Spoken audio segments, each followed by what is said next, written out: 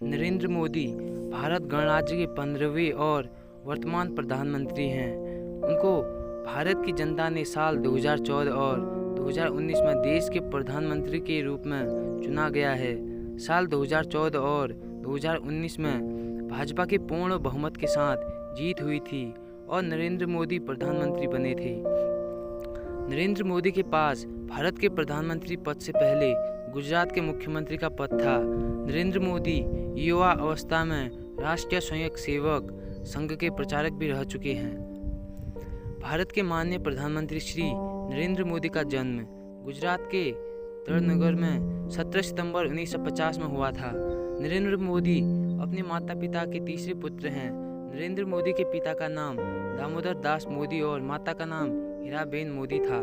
मोदी के 3 भाई हैं, सोम भाई मोदी, प्रहलाद मोदी और पंकज मोदी। मोदी जी की एक बहन भी है, उनकी बहन का नाम वासंती बेन मोदी है।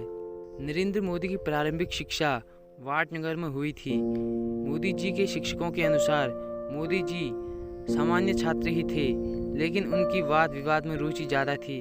वे अपनी कक्षा के सबसे बढ़िया वक्ता थे। 1967 में मोदी ने अपने स्कूल की शिक्षा पूरी की। मोदी जी ने उस समय के दौरान अपने बड़े भाई सोम भाई मोदी के साथ चाय बेचना शुरू किया। कुछ समय बाद मोदी जी ने घर छोड़ दिया था। घर छोड़ने के बाद मोदी जी उत्तर भारत के कई राज्यों में घूमने और हिंदू संस्कृति की जान पहचान करने लगे। 4 सालों तक भारत के उत्तर पूर्वी राज्यों में भ्रमण करने के बाद मोदी जी 1971 में वापस गुजरात लौटे। गुजरात आने के बाद मोदी जी ने अहमदाबाद में राष्ट्रीय स्वयं सेवक संघ के प्रचारक भी बने। सन 1978 में मोदी जी ने दिल्ली विश्वविद्यालय से राजनीतिक विज्ञान में ग्रेजुएशन किया। सन 1983 में मोदी ने गुजरात विश्वविद्यालय से राजनीति विज्ञान में ही मास्टर की डिग्री प्राप्त की। नरेंद्र मोदी को स्कूल के समय से ही वाद विवाद में बहुत रुचि थी। वे राजनीति में बचपन से ही नहीं जाना चाहते थे। जब वे 13-14 साल के थे, राष्ट्रीय स्वयं सेवक संघ से जुड़ गए थे। 1964 के भारत पाकिस्तान युद्ध के समय वे अकेले ही थे जो रेलवे स्टेशन पर रुककर सेना के जवानों के लिए खाना पहुंचाते थे। अपनी युवा अवस्था में नरेंद्र मोदी अखिल भारतीय विद्यार्थी परिषद से जुड़े। वहां रहकर मोदी जी ने कई वर्ष विद्यार्थी स्तर पर ही देश की सेवा की। इसके बाद मोदी जी अटल बिहारी वाजपेयी के नेतृत्व में भारत से जुड़े। शंकरलाल वाघेला के साथ नरेंद्र मोदी ने गुजरात में पार्टी को ऊंचे स्तर पर पहुंचाया। 90 के दशक में भाजपा के लिए अटल जी उभरते हुए विपक्षी नेता साबित हो रहे थे। भाजपा को राष्ट्रीय स्तर पर पहचान मिल रही थी। सन 1995 में गुजरात में भाजपा सत्ता में आई। सत्ता में आने के बाद नरेंद्र मोदी को सोमनाथ से लेकर अयोध्या तक की रथ यात्रा की जिम्मेदारी दी गई। यात्रा निर्विघ्न सफल रही। इस यात्रा के कुछ समय बाद ही कन्याकुमारी से लेकर कश्मीर की यात्रा भी निकाली गई। इन दोनों यात्रा में नरेंद्र मोदी ने अहम भूमिका निभाई थी। इससे पहले 1995 के गुजरात चुनाव की रणनीति तैयार करने में मोदी जी का सबसे बड़ा हाथ था। जैसे ही भाजपा ने 1995 का गुजरात चुनाव जीता, वैसे ही नरेंद्र मोदी को पार्टी का महामंत्री बना दिया गया। यहाँ से मोदी जी का दिल्ली का सफर शुरू हुआ। दिल्ली में जाते ही मोदी जी को अटल बिहारी वाजपेयी की सरकार में रहते हुए हरियाणा और हिमाचल प्रदेश का कार्यभार मिला। यहाँ पर मोदी जी ने भाजपा का प्रचार किया। सन 2001 में केशुभाई पटेल भाजपा की ओर से गुजरात के मुख्यमंत्री थे। उनके नेतृत्व में भाजपा गांधीनगर के उपचुनाव हार गई थी। गांधीनगर की सीट पर लाल कृष्ण आडवाणी थे। लाल कृष्ण आडवाणी ने चुनाव हारने के बाद गुजरात के तत्कालीन मुख्यमंत्री केशुभाई पटेल को मुख्यमंत्री पद से हटाकर नरेंद्र मोदी को मुख्यमंत्री बनाया था। मुख्यमंत्री बनने के बाद 2002 तक उन्होंने सिर्फ छोटी सरकारी संस्थाओं को मजबूत बनाने के लिए काम किया। उनके सर पर 2002 के चुनावों का भी बोझ था। मुख्यमंत्री बनने से पहले मोदी जी के पास किसी भी प्रकार का प्रशासनिक अनुभव नहीं था, इसलिए पार्टी उन्हें शुरू में उप मुख्यमंत्री बनाना चाहती थी, लेकिन मोदी जी ने इसके लिए मना कर दिया था। उन्होंने अटल जी और लाल कृष्ण आडवाणी को कहा था कि या तो आप मुझे गुजरात की पूरी जिम्मेदारी दीजिए या कुछ भी मत दीजिए। अपने दूसरे कार्यकाल में मोदी जी ने गुजरात के आर्थिक विकास पर ध्यान ज़्यादा दिया। इस कारण गुजरात भारत का सबसे बड़ा उद्योग क्षेत्र बना था। अपने दूसरे कार्यकाल में मोदी जी ने गुजरात के आर्थिक विकास पर ज़्यादा ध्यान दिया। इस कारण गुजरात भारत का सबसे बड़ा उद्योग क्षेत्र बन गया था। मोदी जी ने गुजरात में कई तकनीकी और वित्तीय योजनाएं स्थापित की। 2007 में गुजरात में हुई प्राइवेट गुजरात समिट में मोदी जी ने 6 करोड़ का निवेश कराया। 2007 में मोदी जी ने गुजरात के मुख्यमंत्री के रूप में 2063 दिन पूरे किए थे और मोदी जी ने गुजरात के मुख्यमंत्री के पद पर सबसे ज़्यादा समय रहने का रिकॉर्ड भी अपने नाम दर्ज किया।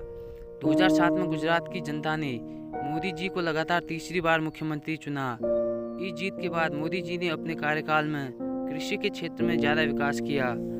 कच्छ, सौराष्ट्र और उत्तरी गुजरात में पानी की सप्लाई के कारण ही ये संभव हो पाया। इन सभी प्रोजेक्ट के साथ ही मोदी जी ने किसानों को फार्म भी उपलब्ध कराए। 2008 में मोदी सरकार इंफ्रास्ट्रक्चर के क्षेत्र में 5 लाख से ज़्यादा प्रोजेक्ट पर सफल काम किया। इनमें से 1,13,738 बांध थे। 2010 में 112 में से 60 तहसीलों में पानी पहुंचाया गया। गुजरात के इतिहास में ऐसी पहली बार हुआ था। मोदी जी ने गुजरात का मुख्यमंत्री रहते हुए ग्रामीण क्षेत्र में बिजली पहुंचाई, जिससे किसानों को कृषि में मदद मिली। 2012 की शुरुआत में मोदी जी ने सद्भावना मिशन चलाया। इस योजना ने सरकार के मुसलमानों पर अच्छा प्रभाव डाला। मोदी जी ने उस समय केंद्र की गतिविधियों पर भी ध्यान दिया और देश की भलाई के लिए अपनी राय भी दिया करते थे, लेकिन उनका ध्यान गुजरात के विकास से नहीं हटा। जब मुंबई में 26/11 के आतंकी हमले हुए थे, तब मोदी जी ने गुजरात के समुद्री तट की सुरक्षा भी दुगनी कर दी थी। मोदी जी ने अपनी चुनावी क्षेत्र मणिनगर से लगातार चौथी बार बहुत ही बड़े अंतर से चुनाव जीता और गुजरात के मुख्यमंत्री का चुनाव भी जीता, लेकिन उनका ये कार्यकाल सिर्फ 2 साल 2012 से 2014 का ही था। इस छोटे से कार्यकाल में मोदी जी ने गुजरात के उज्जवल भविष्य के लिए कई महत्वपूर्ण निर्णय लिए और गुजरात के समृद्ध भविष्य की नींव रखी। फरवरी 2002 में गुजरात में सांप्रदायिक हिंसा भड़क गई। गोधरा के पास ट्रेन जा रहे तीर्थ यात्रियों को कुछ मुसलमानों ने ट्रेन के साथ ही जलाकर मार दिया था। इस घटना को गोधरा कांड के नाम से जाना जाता है। गोधरा कांड के बाद पूरे गुजरात में मुस्लिम विरोधी हिंसा शुरू हो गई। इस दंगों के कारण पूरे गुजरात में 2000 से ज़्यादा लोगों की जान गई थी।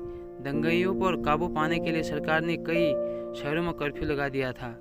इन दंगों में मीडिया और विपक्ष ने मोदी सरकार पर आरोप लगाना शुरू कर दिया। कई सालों बाद 2009 में सुप्रीम कोर्ट ने विशेष इन्वेस्टिगेशन टीम का गठन किया।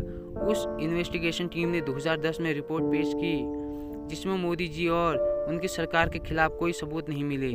लेकिन 2013 में उस इन्वेस्टिगेशन टीम पर विपक्ष ने आरोप लगाया कि उन्होंने मोदी जी के खिलाफ सबूत छुपाए या मिटाए थे। इस घटना के बाद मीडिया ने भाजपा पर मोदी जी को हटाने का दबाव बनाया, पर भाजपा ने मोदी जी को नहीं हटाया और अगले चुनाव में भाजपा ने 182 में से 127 सीटों पर जीत हासिल की। इस जीत के साथ मोदी जी ने अपने साथ सभी आलोचकों के मुंह बंद कर दिए। 2014 के लोकसभा चुनाव में मोदी जी ने पूरे देश में 430 से ज़्यादा रैलियां की। ये रैलियां देश के 25 राज्यों में आयोजित की गई थी।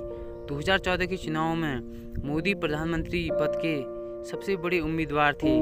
भाजपा की जीत पूरी तरह से नरेंद्र मोदी पर ही निर्भर थी, क्योंकि उस चुनाव में मोदी जी को उस क्षेत्र से भी वोट मिले जहां पर से भाजपा को सांसद आने की उम्मीद नहीं थी।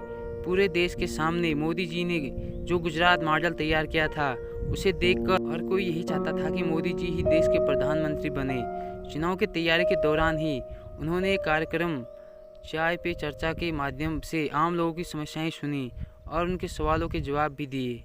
मोदी जी ने कई राज्यों में तो 8 या 10 रैलियां ही की, लेकिन इन राज्यों में भी भाजपा को बहुत सांसद मिले और भाजपा ने 2014 के चुनाव में एक ऐतिहासिक जीत दर्ज की। 26 मई 2014 को नरेंद्र मोदी ने भारत के प्रधानमंत्री की पद की शपथ ली।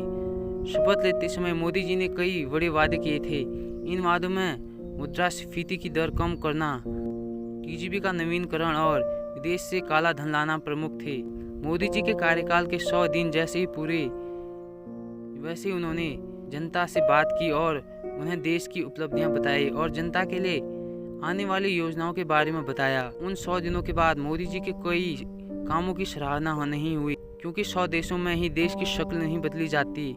मोदी जी उस समय विपक्षी के निशाने पर थे। जैसे जैसे मोदी जी का कार्यकाल बढ़ते जा रहा था, वैसे वैसे नरेंद्र मोदी जी के आलोचक भी बढ़े रहे थे। लेकिन मोदी जी के द्वारा चलाई गई कई स्कीम विपक्ष के नेताओं को पसंद आई। कई बड़े विपक्षी नेताओं ने प्रधानमंत्री नरेंद्र मोदी जी की तारीफ भी की। इन स्कीमों में सबसे सफल स्वच्छ भारत अभियान रहा। स्वच्छ भारत अभियान चलाने के बाद देश में सफाई का स्तर फर्श से अर्श पर चला गया है। स्वच्छ भारत अभियान ने भारत की छवि विश्व भर में सुधार दी। दूसरी बार फिर बने प्रधानमंत्री। मोदी जी ने अपनी महानता, ईमानदारी से एक बार फिर लोकसभा चुनाव 2019 बहुमत के साथ जीता और देश के दूसरी बार प्रधानमंत्री बन गए। उन्होंने देश की सेवा में अपना जीवन लगाकर हम सभी को प्रेरणा दी है। उनकी श्रेष्ठता पूरे भारत देश के लिए मिसाल है।